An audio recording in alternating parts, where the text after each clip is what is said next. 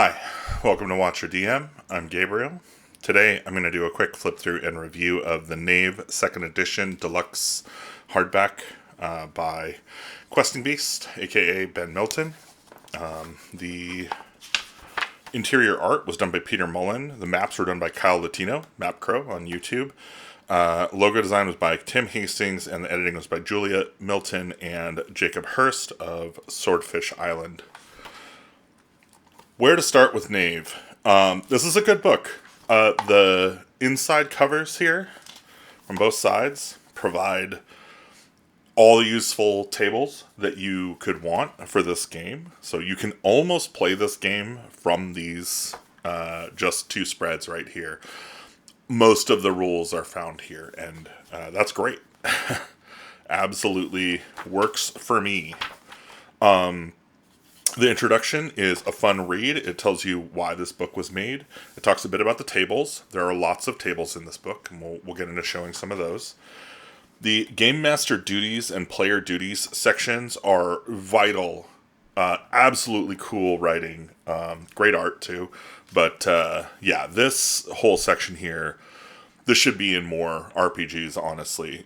Very nice to have clear expectations set for both roles in the game.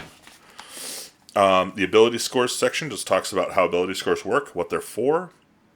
PC creation is fast, so fast. You can actually check out a video I made creating a PC for a solo game I'm going to be publishing later, or publishing the actual play of later. And again, we start with a good table, so D100 careers, so very, very cool.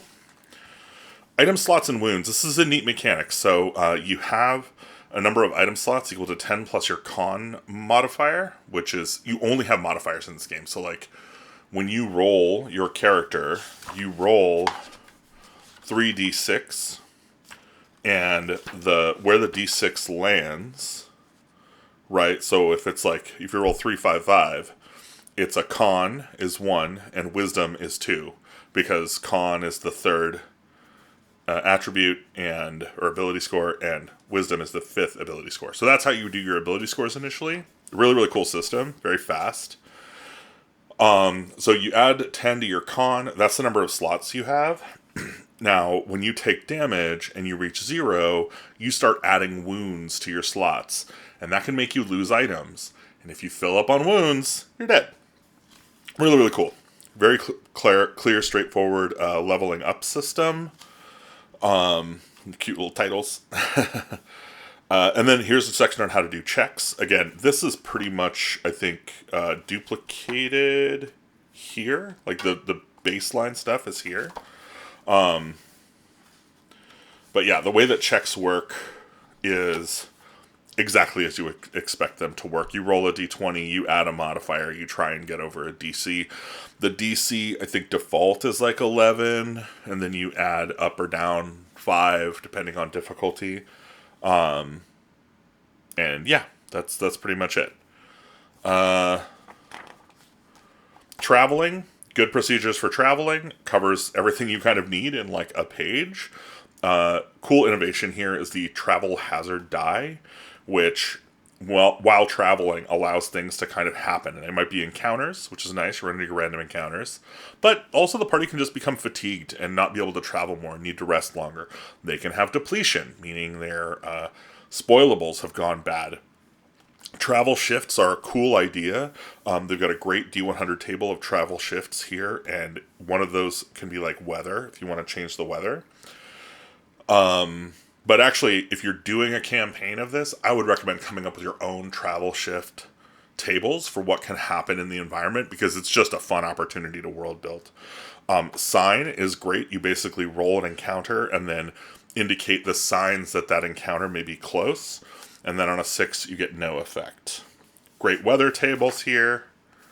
Some tables, signs, locations, structures, place traits. Now, one thing I'm going to say here is that while these tables are many, and they're long, they're 100 items each, they're pretty sparse in terms of, like, they're all just single word, and they're all alphabetical.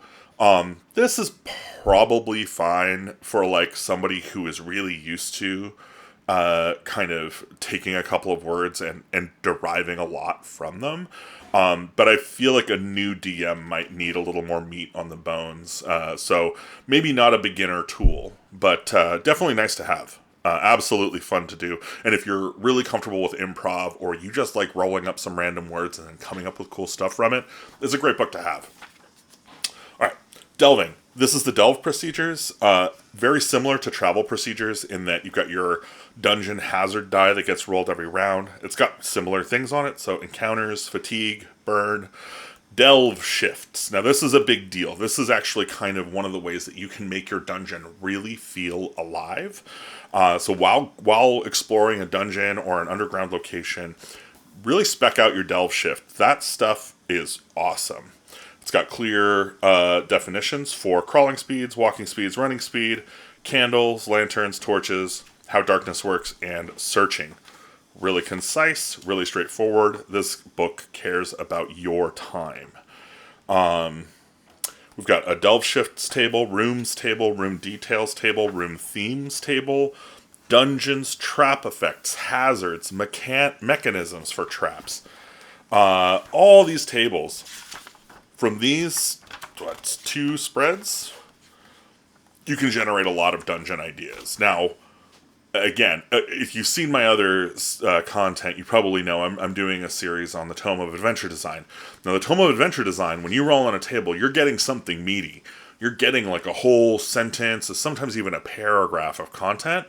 Whereas this is more like, hazard, blinding light, piranha. Like, okay, figure it out. Figure out how blinding light piranha works, or roll again, or invert the die. Like, this is trusting you to kind of be a grown-up and find your own way around.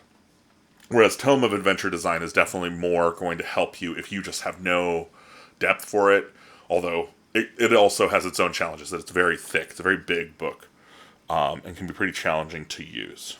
All right, let's talk about encounters. The encounter section is, I think, pretty clear. It's very nice. You get distance from party, how to resolve surprise, what activity are they engaging in. So, it takes the position that monsters are not just waiting for the PCs to fight, but instead are doing something usually. So why are they here? What are they doing? Which I think is just a great telegraph of, this is a good thing to think about just in general. If you're doing adventure design, if you're going to run a game, or if you're running a game and you're like, oh, they run into some orcs or something. Well, what are those orcs doing? Why are they here? Right? What do the orcs care about this hallway or this room that the PCs have entered? If you think about that and you've got some quick answers to that, it's really good. And if you don't, you can roll in the activities table here and get some pretty cool stuff. They've got NPC reactions. This is also really nice. If it's unclear what an NPC or a monster's reaction will be to the party, use this table. 2d6. Real easy. Combat. Hazards. So this is where your damage comes from, and is really concise. Again, very clear. Spell casting. Probably the cool. This is the star feature of this game, if I'm being really honest. The simplicity of everybody can cast spells if they have intelligence, and your intelligence can impact how many spells you can cast per day. Each spell book, you can cast it once per day. And then it's got a D100 table of spells. Amazing stuff. Generating new spells, a whole book section about that. Amazing. Relic magic, a whole section on how to do this. This is effectively how to do boons and magic provided from, other entities and creatures and stuff. A section on alchemy. This is awesome. So if you're going to do custom creatures, you should give them some effects for taking their bits.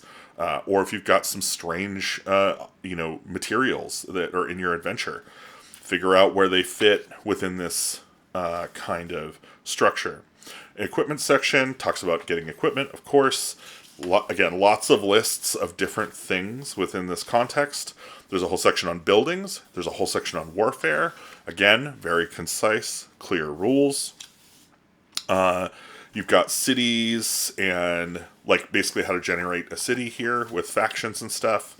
And then it goes into downtime, recruiting. So this is hiring hirelings, generating NPCs, personalities, NPC details, professions, goals, assets, liabilities, relationships, and mannerisms. Then you get to monsters, and this is like the bestiary. And the bestiary is pretty short, but it's got some baseline stuff in it. More importantly, I think it's very easy to make new creatures for this game. Animals, organs, monster traits, powers, sense, sounds, tactics, weaknesses.